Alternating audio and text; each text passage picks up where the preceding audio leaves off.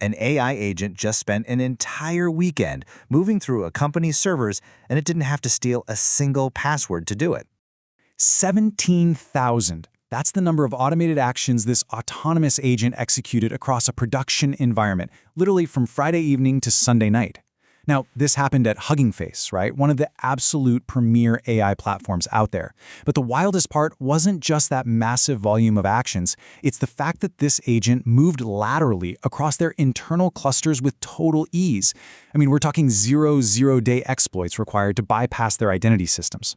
And there was absolutely zero human direction here. None. This wasn't some master hacker sitting in a dark basement typing furiously away. This was an autonomous agent framework moving laterally, completely on its own, while the human engineering and security teams were, probably off enjoying a weekend barbecue. It was just a machine relentlessly executing a self-directed loop of reconnaissance and expansion. Let's actually walk through how this whole weekend went down. So, on Friday, the attacker gains this initial foothold when a malicious dataset abused a code execution path to run on a standard processing worker. Then, Saturday hits. And it doesn't start breaking down firewalls or anything complex, it just starts harvesting credentials that were already sitting right there on that compromised worker. By Sunday, it's using those exact credentials to move laterally across multiple internal clusters. The sheer volume of the logs generated was so massive that Hugging Face actually had to deploy their own open-weight GLM 5.2 AI just to investigate the breach and separate the real impact from all the decoy activity. Crazy, right? Section 1. The standing identity problem. The real vulnerability wasn't a masterclass in hacking. When you really strip away the AI element here, we find this massive structural gap that exists in almost every enterprise today. The agent succeeded because of what we call a standing identity. Basically, these are real, permanent, and broadly usable credentials just left reachable in an execution context. So the agent lands on this compromised processing worker, and sitting right there, perfectly valid, just waiting to be picked up, were cloud and cluster credentials. It didn't have to defeat an identity system because the working credentials were literally just sitting in memory. So the crucial point is this. If your credentials are real and permanent, any agent that finds them inherits that power automatically. It's the exact digital equivalent of leaving the keys under the doormat. Sure, the processing worker needed those credentials for a specific, narrow task, but because they were permanent, full-scope keys, the agent just picked them up and used them to unlock doors all over the internal network. The credential itself was the prize. Section 2. The industry security blind spot. What analysts at Identiverse 2026 confirmed. Now, this Hugging Face incident, definitely not an isolated anomaly. It's actually the clearest manifestation of a huge industry-wide blind spot.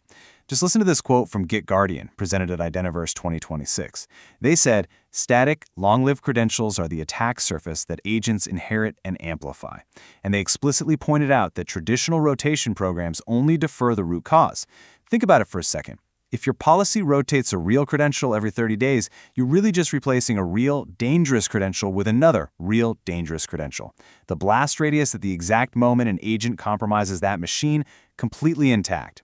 The agent doesn't care if the key expires in 29 days. It literally only needs a few milliseconds to use it.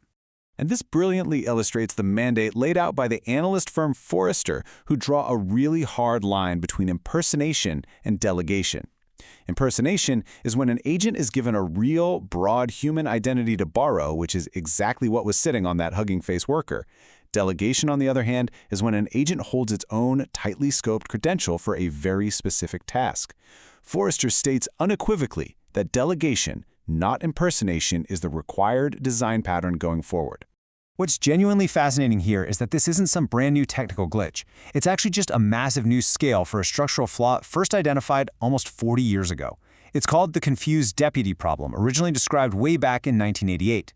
It happens when three specific conditions line up. First, the agent holds real, broad-scope permissions. Second, it receives an unauthenticated or malicious instruction, like that bad data set. And third, the system's action mechanism only verifies that the token is valid, completely ignoring whether the source of the instruction is actually trustworthy.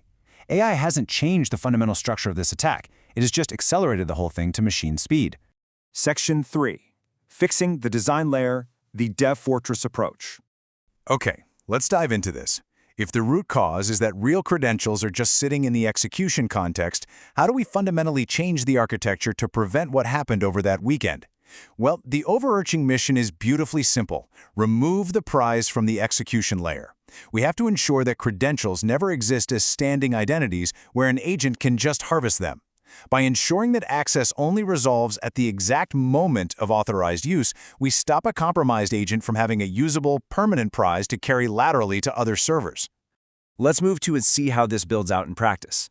The DevFortress SDK achieves this through 3 sequential, publicly stated outcomes. Step 1, you completely remove standing identities from the execution context and replace them with scoped aliases. Step 2, implement real-time behavioral surveillance to monitor exactly what that alias is attempting to do. And finally, Step 3, enforce sub-2-second automated containment the absolute moment the behavior deviates from the authorized baseline.